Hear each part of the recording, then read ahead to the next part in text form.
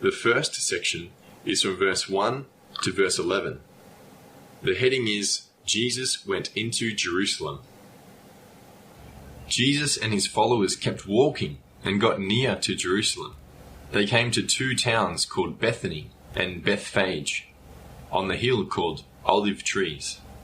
Then Jesus told two of his followers to go to the nearest town. He said, "As soon as you get there, you will see a donkey tied to a post. Nobody ever rode that young donkey yet. I want you to untie that rope and bring him to me. If anyone asks you why you are taking that donkey, you can say, 'Our boss needs him for a while, but don't worry, he will send him back to you later.'" The two men went into the town, and after they found the donkey, they started to untie him from near the door of a house. Some people standing there said to them, "What are you doing? Why are you untying that donkey?" Jesus' followers told them Jesus' words, and then those people let them go. They took the donkey back to Jesus. They put their coats on top of the donkey. Then Jesus sat on their coats on the donkey and started to ride him into Jerusalem. A lot of people laid their coats down onto the track in front of the donkey, and other people went into the bush and cut leaves from trees and put these leaves on the track for the donkey to walk on. Some of the people walked in front of Jesus, and some walked behind him. They all kept yelling out, "God, you are great. You gave this man your power, and he is coming to us now.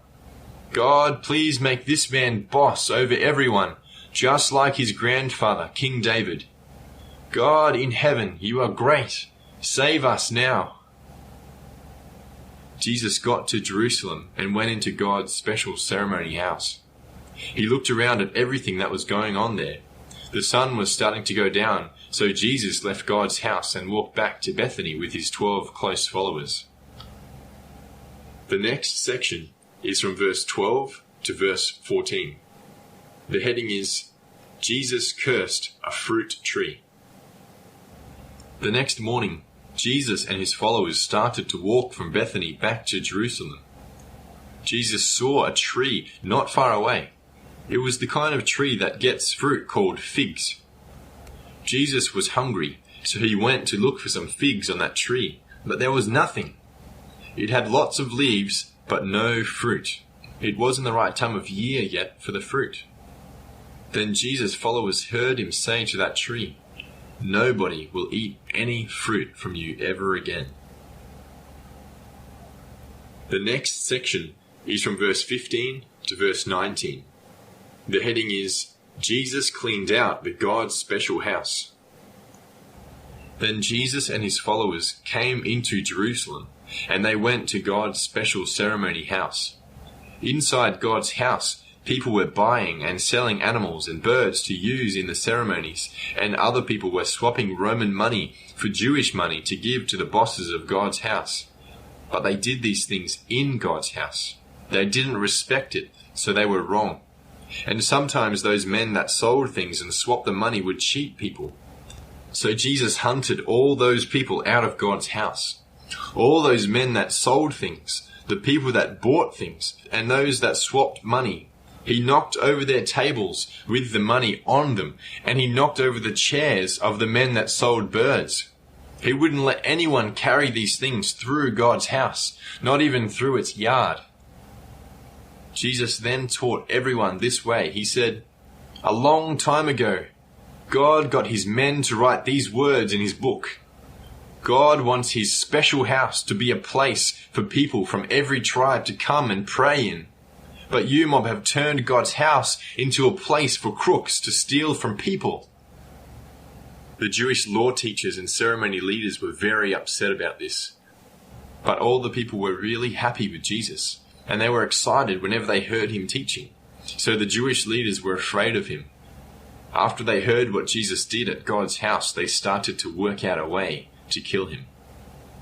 That night, Jesus and his followers went back out of Jerusalem. The next section is from verse 20 to verse 26. The heading is, "The fruit tree died." In the morning, Jesus and his followers walked past that fruit tree that he talked to the day before.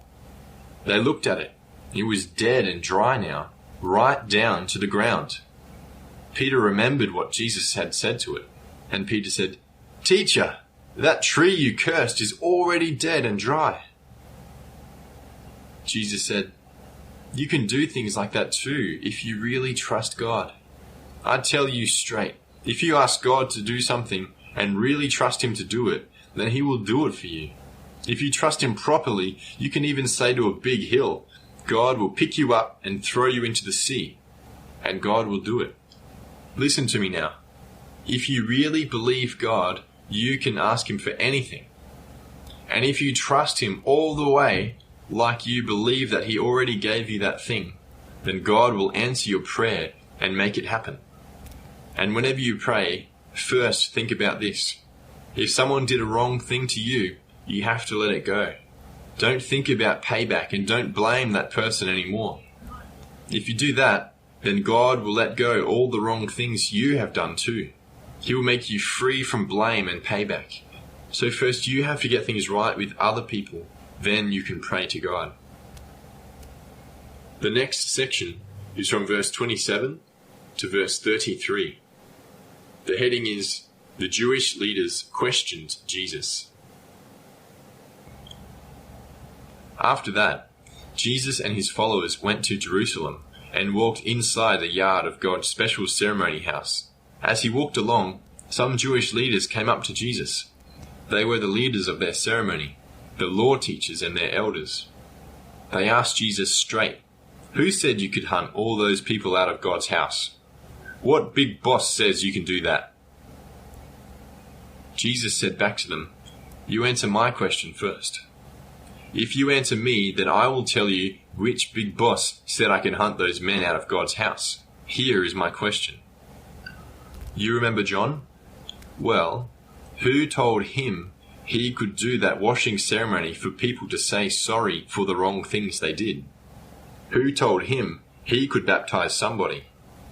Did people make that up, or did God tell John to do it?" Those Jewish leaders talked together to work out their answer. They said to each other, "If we say that John did what God told him to do, then we will be in trouble. He will say to us, 'So why didn't you mob listen to him?' But we can't say that people made up that washing ceremony. The people think that John was a special man that spoke God's words, and they will hit us if we say he didn't." They were frightened of those people. So those Jewish leaders said, "We don't know who told John to do that washing ceremony for people." Then Jesus said, "If you won't answer me, I won't answer you. I won't tell you which big boss said I can do these things." It's 12. The heading is, Jesus. I'm now reading Mark chapter 12. The first section is from verse 1 to verse 12. The heading is, Jesus told a story about some farmers. After that, Jesus told them all a story. He said, "A man wanted to grow fruit trees in a special garden. He made a strong fence around it, and he built a high place where men could watch over that garden. He made all things he needed to look after those trees. Then that man got some other men to look after those trees for him. Those men agreed to give him some of the fruit as pay for their rent of that garden. After that, the owner went to another country. Later on, the time came for the men to pick the fruit, and the owner sent a workman to get his share of the fruit from the garden. The men in the garden grabbed the owner's workman, beat him up, and threw him out of the garden with nothing to take back for the owner. The owner sent another workman to the garden, but the men flogged him too, and hit him on the head. The owner sent another workman to the garden, and this time the men killed him. Again and again the owner sent workmen to get his share of the fruit, but the men in the garden killed some of them and beat up the others. The owner of the garden had one more person to send to get the fruit from the garden. The owner said to himself, "I will try one more time." I will send my son. I love him, and those men in the garden will respect him too." The men in the garden saw the owner's son, and they said to themselves, "After that old man dies, this young man will get all his things. Let's kill this man now, so that we can get the garden for ourselves." So they grabbed the young man, killed him, and chucked his body out of the garden. What do you reckon the owner of the garden will do? He will go to the garden and kill all the men there. Then he will make a deal with other men to look after the garden for him. You mob have to remember this message in God's book. Some men built a house out of rocks, but they thought one of the rocks was rubbish, so they chucked it away. They were wrong. That rock is really the best one, but they didn't understand about it. God made that rock the best one, and all his people are really happy about it and think he did something great. The Jewish leaders heard that story and knew that it was a picture of themselves, that they were the bad men in the story. They got upset and wanted to arrest Jesus and take him to jail, but they were frightened of the people, so they just walked away and left him alone. The next section is from verse 13 to verse 17. The heading is, "Some people tried to trick Jesus." Later on, some Jewish leaders got some people together. They got some of the lawmen called Pharisees and the other men that were good friends with King Herod. The leaders sent these people to try to trick Jesus. They tried to get him to say something wrong so they could make trouble for him. They said to Jesus, "Teacher, we know you always want to do the right thing and say true words. You talk to everyone in the same way, whether they are big bosses or not. You always teach God's words the right way. So, can you answer this question? Is it right or wrong for us Jews to pay tax money to the Roman government bosses of our country?" Jesus knew that if he said, "No, it is wrong to pay that tax money," he would be in trouble with the Roman bosses. And if he said, "Yes, pay the tax money," he would be in trouble with the Jewish people. They wanted to be free from the Roman bosses. So Jesus said, "Don't try to trick me. Have you got some money? I want to look at it." The men gave Jesus one bit of money. He looked at it and said, "Who is this on the money? Whose picture and whose name is this?" Those men said, "That's Caesar, the boss of the Roman government." Then Jesus said, "Well, you have to give to the Roman government whatever belongs to them, and you have to give to God whatever belongs to him." They were all really surprised as they heard this. The next section is from verse 18 to verse 27. The heading is, "Other people asked Jesus a tricky question." There were some Jewish people that believed that after someone dies, they will stay dead and they will never come alive again. They were called Sadducees. They also tried to trick Jesus. They said to him, "Teacher, Moses wrote down God's law like this. If a man is married but dies with no kids, then his brother has got to marry that woman. That man and that woman have got to have a kid for that dead brother." But what about this? There were 7 brothers. The oldest one got married but died before his wife could have a baby. So the next brother married the woman to follow God's law. But then that brother died before they could have a baby. Then the next brother did the same, but he too died before they could have a baby. The same happened to all of those brothers. They all followed God's law and married the woman, but each of them died before they could have a baby. And then that woman died too, last of all. How you reckon that one day all the dead people will get up alive again? So here is the question. After all those brothers and the woman get up alive again, which brother will have that woman as his wife? All 7 brothers had her as wife before she died. Jesus said, "You mob have a problem. You don't know God's word properly, and you don't know about God's power. At the time when all the dead people come alive again, they will be like God's messengers, called angels. Those angels in heaven never marry each other, and people in heaven will be the same. Nobody will promise a wife to anyone, and nobody will marry anyone. You mob reckon that the dead people will not come alive again one day, but you should remember the story in God's book about Moses. He saw a little tree on fire, and God said to Moses, 'I am the God of Abraham, the God of Isaac, and the God of Jacob.' He didn't say that at one time he used to be the God of those men. He said that he is their God now. That means that those men are still alive. They are not dead. They are living now with God. You mob are really wrong."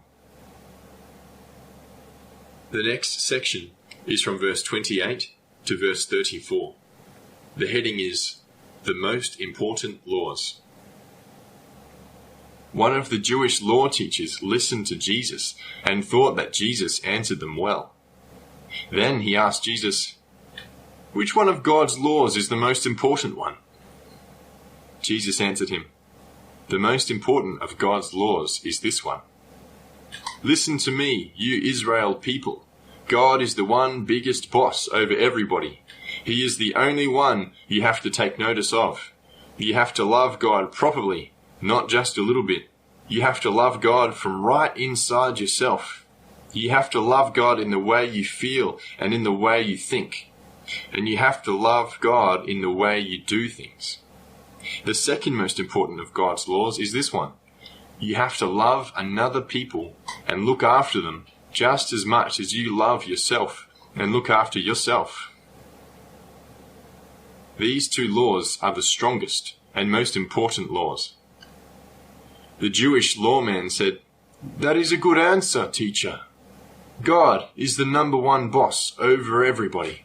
You are right to say there is no other God, just Him. We have to love God properly, not just a little bit. We have to love God from right inside ourselves. We have to love God in the way we feel and in the way we think. And we have to love God in the way we do things. This is really important for us. It is not so important for us to do ceremonies like we burn meat to give to Him." Jesus heard the man's words and knew this man was thinking the right way. Jesus said, "You are thinking the right way now. You are nearly ready to let God be your boss."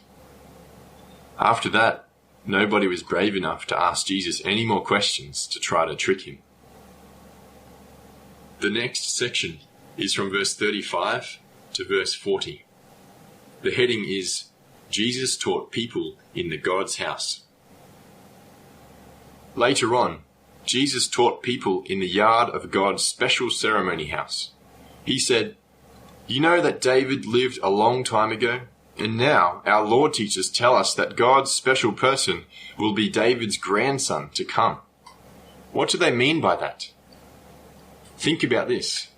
God's Holy Spirit told David to write down these words. God said to my boss, 'Come here and sit down beside me until I make you boss over all your enemies.' David was talking about that special man from God, and David called him boss. So how can that man be David's grandson?" A lot of people listened to Jesus' words and were really happy with him. Jesus kept on teaching the people. He said, "Look out for those law teachers. They think they are great. They wear long coats and want people to look at them. They like people to say hello to them whenever they go shopping. Those law teachers want everyone to respect them, and they want to have special chairs at our meeting house. And if they go to a party, they want to get special places to sit.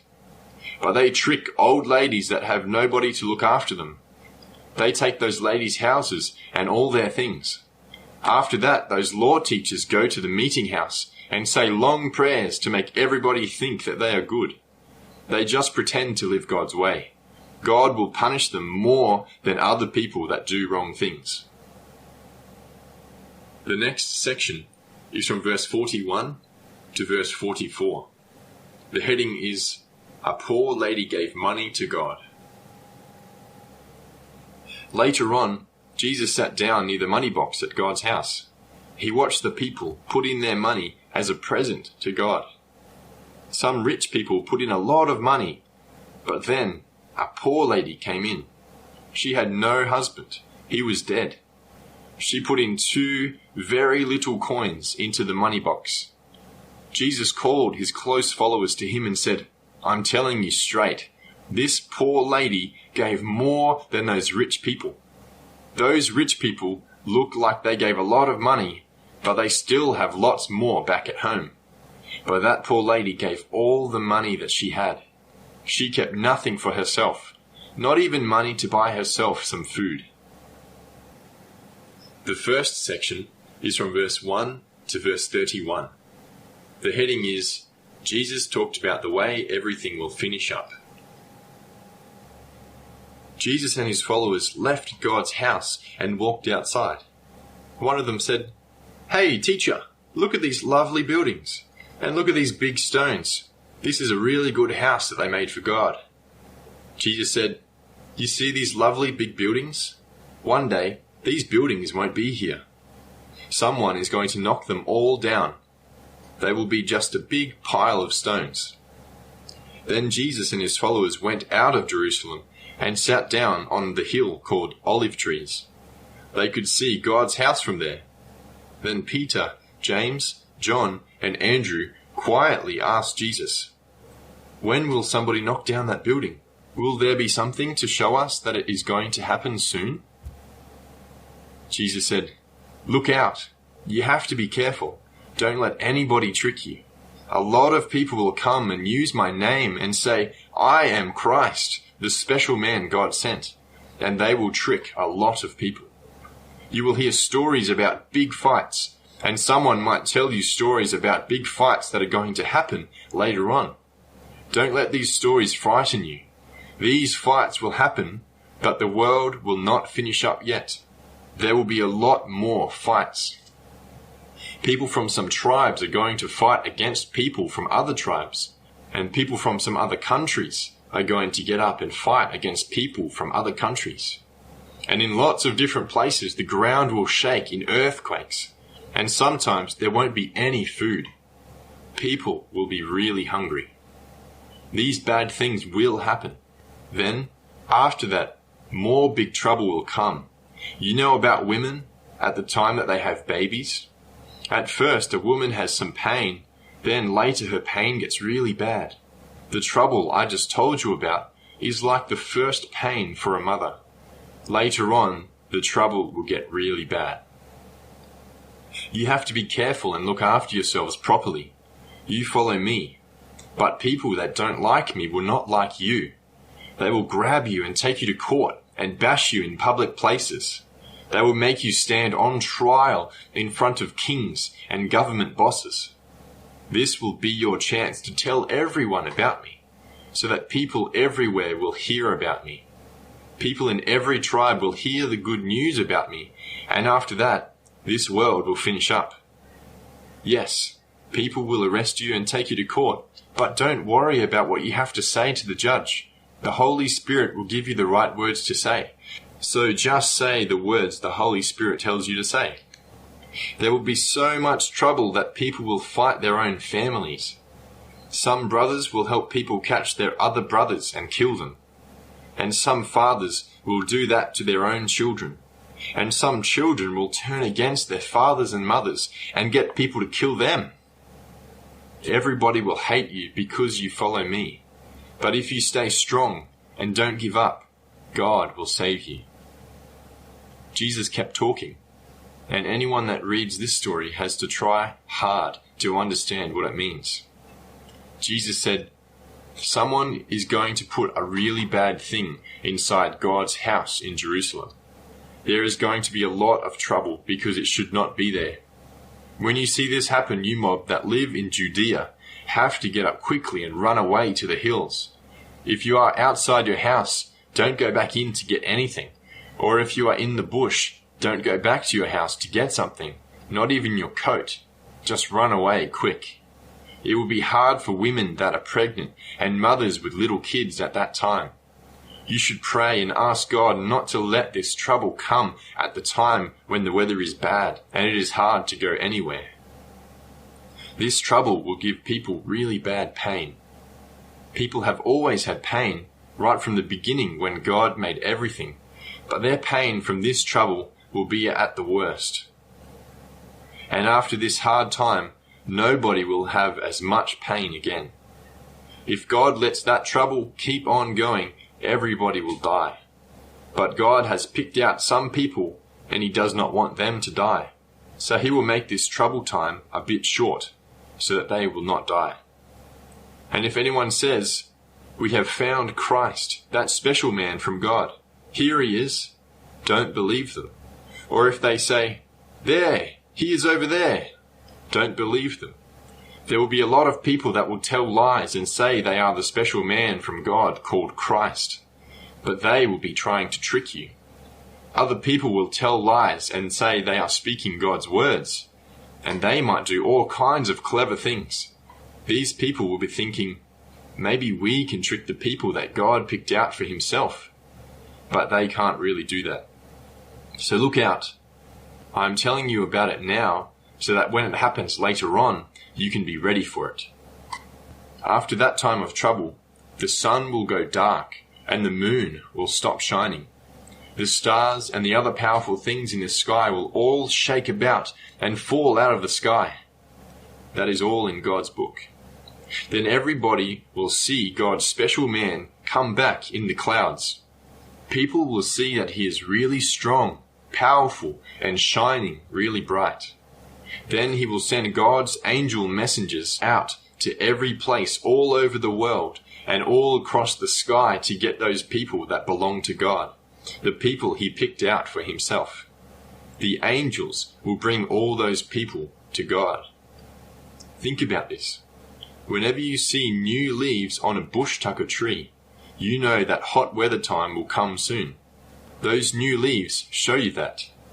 It is the same with all these things that I tell you about now. They will show you something too. You will see these things happen, and you will know that I am really close up. I will come really soon. I tell you straight, all these things I talked about will happen while you mob here are still alive. Everything will finish up, the sky and the ground. Everything will finish up, but not my words. My words stay true forever. They will never finish up. The next section is from verse 32 to verse 37. The heading is, "Stay awake and keep watching out."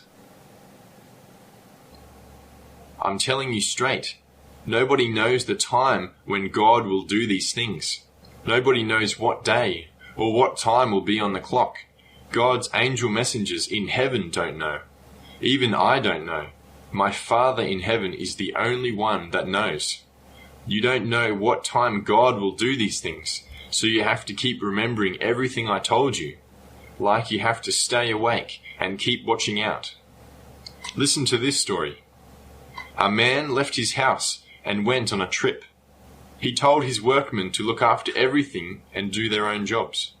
He told the guard that was at the gate to keep looking out to see him coming back. Those workmen didn't know what time the boss of that house was going to come home. He might come after the sun goes down, or he might come in the middle of the night. He might even come as the birds call out in the morning. You are like those workmen. You don't know what time I will come back here, and you have to be ready for me. So you have to keep watching out for me, like that guard at the gate has to keep looking out. Don't get slack and sleepy. I want to warn you, mob, and I want to warn everybody else too. Stay awake and keep watching. I am now reading Mark chapter 14. The first section is from verse 1 to verse 2. The heading is, "The Jewish leaders wanted to kill Jesus." The leaders of the Jewish ceremonies and law teachers wanted to kill Jesus, so they met together. They wanted to work out a way to sneak up on Jesus and grab him. Those Jewish people always had a special ceremony every year called Passover. They ate flat damper at that time. Those men talked to each other 2 days before that ceremony. They said, "Everybody likes Jesus. We cannot grab him while there are lots of people here for the ceremony. They will get angry and we will have a very big fight." The next section is from verse 3 to verse 9. The heading is, "A woman put special perfume on Jesus' head." Jesus was at a town called Bethany, and he was eating dinner at Simon's house. Before that time, Simon was sick with skin sickness, but now he was all right again. A woman came into the house with some special perfume in a pretty bottle. That perfume smelled really good. It cost a lot of money. She opened the bottle and poured the perfume on Jesus' head. Some of the people there growled at her. They said, "Why did you spill out that perfume? Why didn't you sell it and get a lot of money, and then give that money to poor people?" But Jesus said to them, "Leave her alone. Don't make trouble for her. She did something really good for me. You will always have poor people with you, and you can give them money any time that you want. But I will not be here with you much longer. I will die soon, and they will bury my body. This woman poured the perfume on me to get my body ready. She did a good thing. Listen to me now. I tell you a true story. Whenever people will tell God's story all over the world, they will tell about this woman and the good things she did today, and lots of people will know about her." The next section is from verse 10 to verse 11. The heading is, "Judas agreed to sell Jesus." Judas Iscariot was one of 12 men that Jesus picked out. He changed sides and went to the Jewish leaders. He said, "I can help you catch Jesus." They heard him say this and they were very happy. They promised to pay him money. So Judas kept thinking about this and waited for the right time to help them catch him. The next section is from verse 12 to verse 26. The heading is, "Jesus and his friends ate the Passover supper." The day came for people to kill a young sheep, to cook it and eat it. That was the start of the ceremony time called Passover. They ate flat damper too at that time. On that day, some of his followers came to him and asked him, "Where do you want us all to eat this supper? We can go and get the place ready." Jesus said, "All right, you two go over there into Jerusalem, and after you get there, you will meet a man. He will be carrying a big jug of water. Follow him, and he will go into a house. Then you talk to the boss of that house. You tell him, 'Our teacher wants you to show us the room you have for visitors. He wants to eat the Passover supper there with his followers.' Then that boss will take you upstairs to a big room that he's got set up and ready. You can get the supper ready for us there." Those 2 men left him and went into Jerusalem. Everything happened just like Jesus told them, so they got the food ready for that special Passover supper. When the sun went down, Jesus and his special followers came to that house to eat the Passover supper. While they were eating, Jesus said to them, "One of you men that is eating with me here right now will help the people that want to kill me."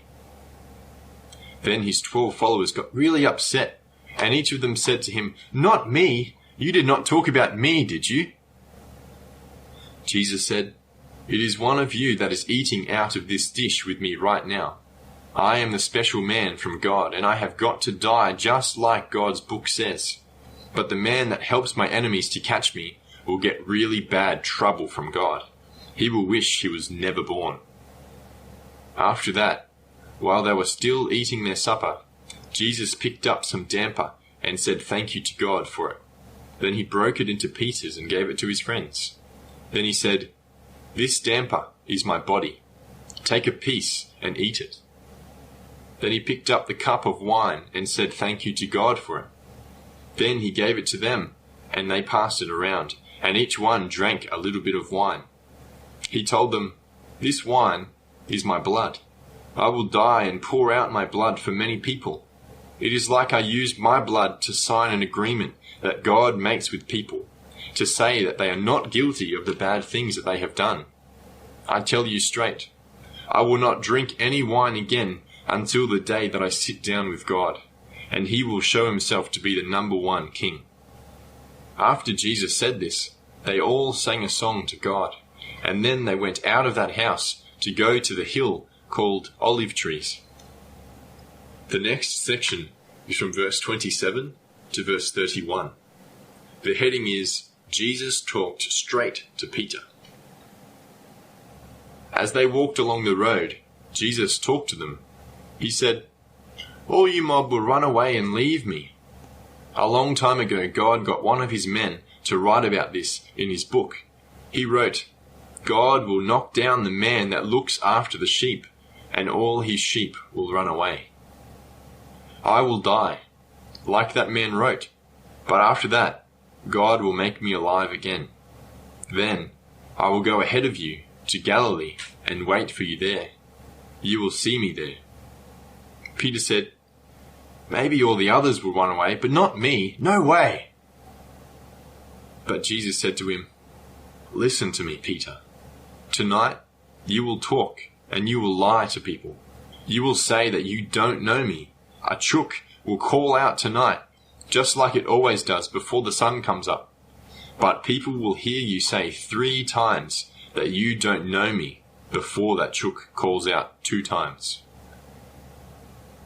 But Peter spoke really strongly to Jesus. He said, "No! People might try to make me say that.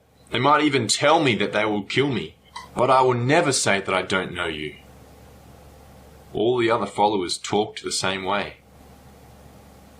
The next section is from verse 32 to verse 42. The heading is, Jesus prayed in the place called Gethsemane. Jesus and his followers came to the place called Gethsemane. He said to them, "I want you to sit here and wait for me. I am going to pray to God." He asked Peter, James, and John to go with him, and they walked away from the others. But as they walked, he said to them, "I feel really sad right now. I feel so sad it is like I'm dying. Stay here and look out for trouble." Then Jesus walked away from them a little bit and lay on the ground. He said to God, "Father, you can do anything. You can take this trouble away from me. It is too hard for me. But you do whatever you want to do, not what I want." Jesus went back to his 3 friends and found them asleep. He said to Peter, "Wake up, Simon. Can't you stay awake for me for just 1 hour? I want you to look out for trouble. I want you to pray to God so that you will not go to sleep. I want you to do the right thing, but your body is weak and wants to sleep." Jesus left them again and prayed again. He kept asking God the same thing. Then he came back to his friends, and they were asleep again, because they were very tired. Those 3 men could just not stay awake. After they woke up, they were so ashamed they didn't even know what to say to him. Jesus went away and prayed again. Then he came back to his friends and said, "Are you still asleep? You can't sleep anymore now. Look, I am the special man from God, but those bad men will soon come and get me. Hey, get up. We have to go now. See, here is the man that is helping them catch me." The next section is from verse 43 to verse 52. The heading is, A Mob of Men Grabbed Jesus. Jesus was still talking as Judas came up. He was one of Jesus' 12 special followers. Those leaders of the Jewish ceremonies and law teachers and those Jewish elders, they gave Judas a big mob of men to go with him. Those men all had long knives and fighting sticks. As soon as that mob got there, Judas walked up to Jesus and said, "Teacher, teacher," and kissed him on the cheek to show those men which one they had to arrest. So they grabbed Jesus. One of Jesus' friends was sitting right there and pulled out his long knife. He cut off the ear of a man that worked for the big boss of the Jewish ceremonies. Jesus said to the mob, "Why have you got all these long knives and fighting sticks? I'm not a dangerous man. No way. I was in God's house, and I taught the people there every day, but you did not arrest me then. But you can grab me now, because a long time ago, all the men that spoke for God said that you would do this. They wrote about it in God's book." Then Jesus' followers got frightened and ran away and left him there. There was a young man that followed along behind Jesus, and he just had a sheet wrapped around him. That mob tried to grab him, but they only grabbed the sheet, and he ran away naked. The next section is from verse 53 to verse 65. The heading is, "They took Jesus to court." The mob took Jesus to the big house of the big boss of the Jewish ceremonies. That house had a yard with a wall around it. Peter followed a little bit behind the mob. He walked into the yard of that house and sat down with them near a fire. All the other leaders of the Jewish ceremonies and elders and law teachers sat down together at that house. Those big bosses tried to get witnesses to say, "We saw him do wrong things," so that they could kill him. But nobody had a strong story against him. Lots of people stood up and told lies about Jesus, but they did not agree with each other. Their stories were all mixed up. Some men stood up and told this lie. They said, "We heard this man say, 'I will knock down God's house and build another one in 3 days. Lots of men built this one, but I will build the new one just by myself.'" But even these men had their stories mixed up, and they did not agree with each other. The big boss of the Jewish ceremony stood up in the meeting and said to Jesus, "All of these people said that you did bad things. You heard them. What are you going to say?" But Jesus did not answer him. He just kept his mouth shut. Then that boss said, "All right, tell us this. Are you the special one called Christ that God promised to send? Are you the Son of God?" Jesus said, "Yes, I am. I am the special man from God. And you, mob, will all see me later on. I will sit there in heaven on the right-hand side of God, the powerful one, and you will also see me as I come back here in the clouds." Then that big boss of the Jewish ceremonies got so angry that he tore his clothes and said to them, "Did you hear that? He said that he is the same as God. We don't need anyone to say anything anymore. We heard it ourselves. So what do you reckon? Did he break our law or not?" They all said, "He did that. He broke our law. He has got to die." Some of the people in that meeting spat on him. They tied a rag across his eyes so that he could not see. Then they hit him with their hands and said, "Hey, you reckon that God has made you clever, don't you? All right, now tell us, who hit you?" Then, as the guards took Jesus away, they bashed him. The next section is from verse 66 to verse 72. The heading is, "Peter said, 'I don't know Jesus.'" At this time, Peter sat next to the fire in the yard of the big boss of the Jewish ceremonies. One of the girls that worked in the house came along and saw Peter there. She looked at him and said, "Hey, I think you were with this man from Nazareth called Jesus." But Peter said, "No, I don't know what you're talking about." Then Peter went back to the gate of that yard. Just then, a chook called out. That working girl saw him at the gate and started to tell people there, "This man is one of Jesus' friends." But again, Peter said, "No, not me." A little bit later, those people there at the gate said to Peter, "You talk like the Galilee people talk, and Jesus comes from Galilee, so you must be one of his followers." Peter got really wild and he swore and said, "I tell you, I do not know this man. "I don't know what you're talking about. God knows that this is true, or if not, he can kill me." Straight away, that chook called out again. Then Peter remembered what Jesus said to him before, when Jesus said, "People will hear you say 3 times that you do not know me before the chook calls out 2 times. Peter started to cry. He could not stop himself. I am now reading Mark chapter 15. The first section is from verse 1 to verse 15. The heading is, "The council took Jesus to the judge." Early in the morning, the Jewish council talked about what they would do with Jesus. They were the leaders of the Jewish ceremonies, law teachers, and elders. They tied Jesus up and made him walk over to the big government boss, whose name was Pilate. They asked Pilate to judge Jesus. So Pilate asked him, "Are you the king of all these Jewish people?" Jesus answered, "Those are your words."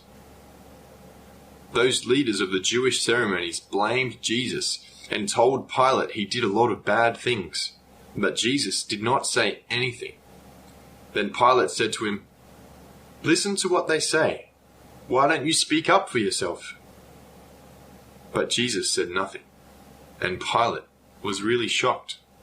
Every year at the ceremony time called Passover, Pilate always did something special for the people in Jerusalem. He let one prisoner go free from the jail.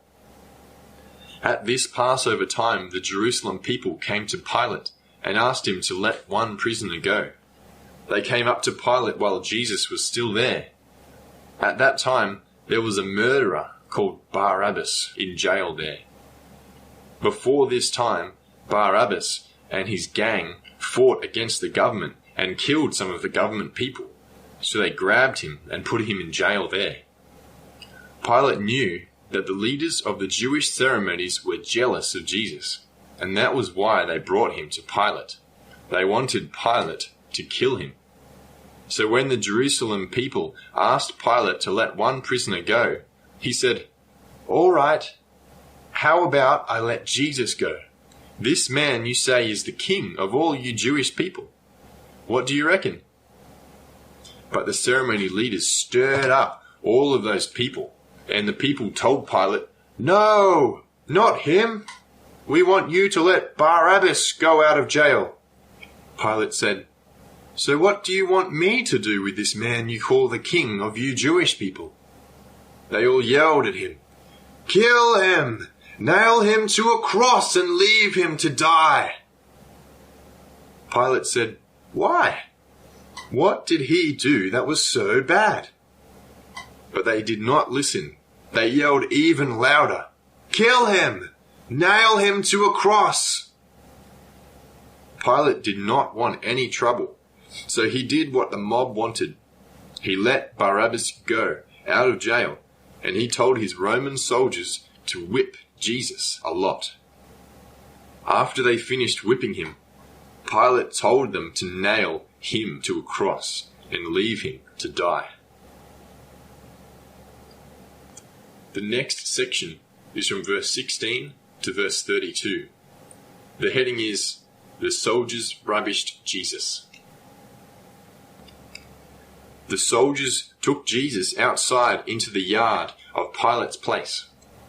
They called out to the rest of the soldiers there to come into that yard. They put a purple coat on Jesus. They found some prickly branches and made those branches into a thing that looked like a crown. Then they put it on Jesus' head and rubbished him.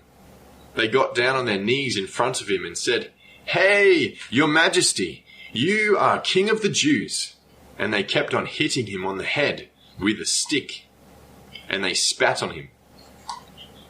When they finished making fun of him, they took off the long purple coat and put his own clothes back on him. Then they took him out to another place to kill him. There was a man called Simon that was walking into the town from the bush. Simon belonged to a country called Cyrene, and he had 2 sons called Alexander and Rufus. The soldiers forced Simon to carry Jesus' cross for him. Then they came to a place called Golgotha, which means skull place. Then the soldiers tried to give Jesus some wine to drink. This wine had some medicine called myrrh mixed in with it, and Jesus would not drink it. The soldiers nailed Jesus' hands and feet to the cross. Then they stood it up and left him to die like that. They put up a piece of wood above his head with writing on it to say why they killed him. The writing on it said, "The King of the Jews." It was 9 o'clock in the morning when they nailed Jesus to that cross. After that, the soldiers gambled with each other to get his clothes.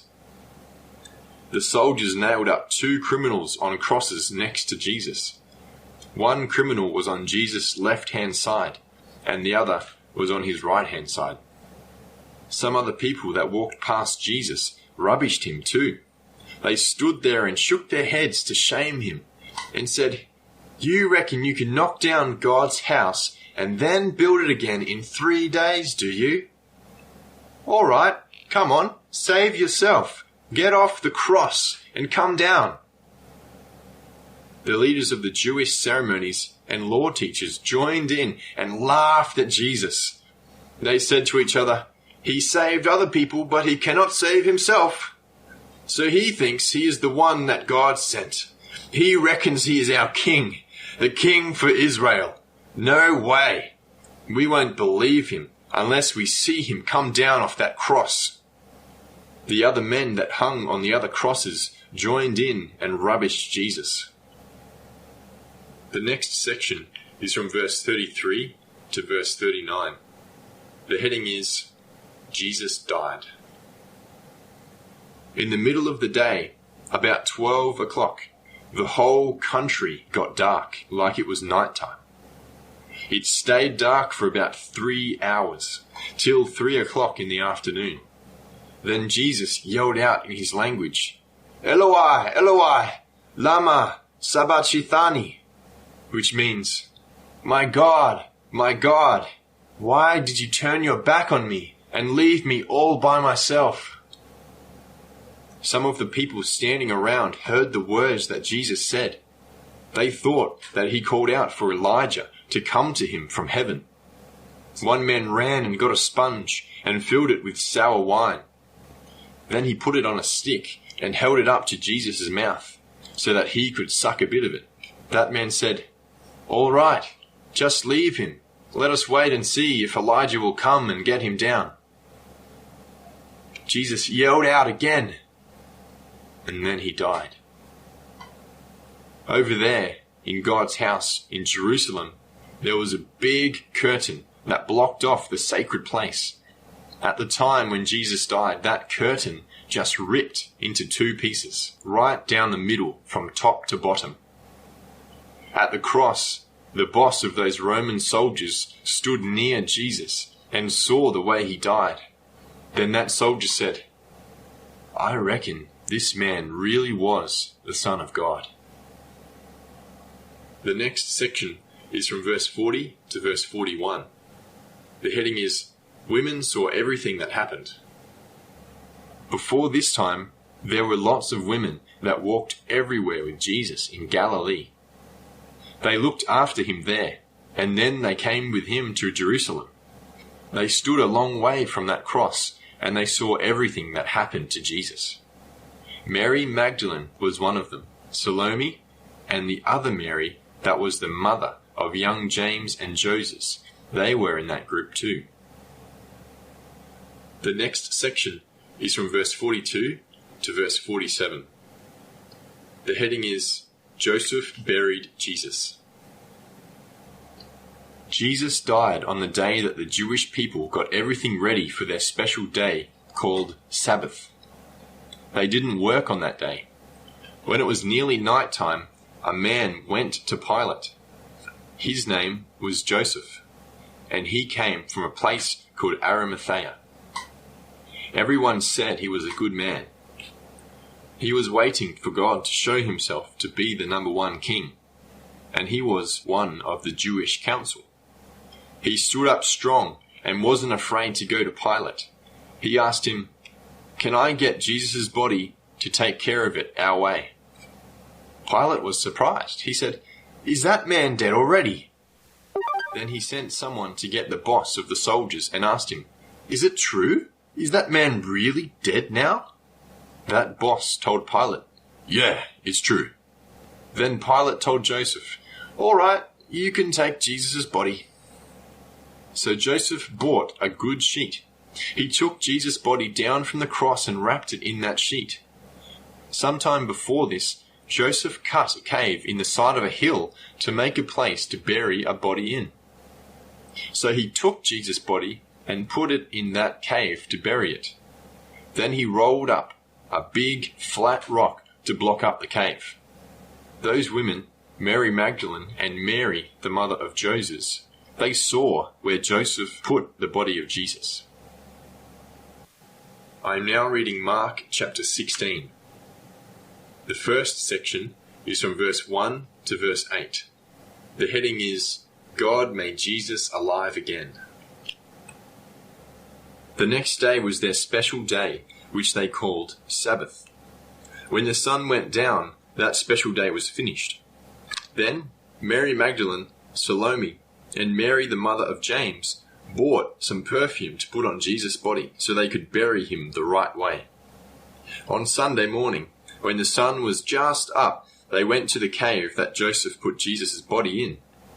As they walked along, they said to each other, "Who will roll away that big rock to open up the cave for us? It is way too big for us." But when the women got there, they looked up and saw that the rock was not blocking the cave anymore. Somebody already came before them and rolled that rock away. So they walked into the cave and saw a young man sitting there on the right-hand side, wearing really white clothes. They got a big shock. He said to them, "Don't be frightened. You are looking for Jesus' body, the man from Nazareth that they killed on a cross.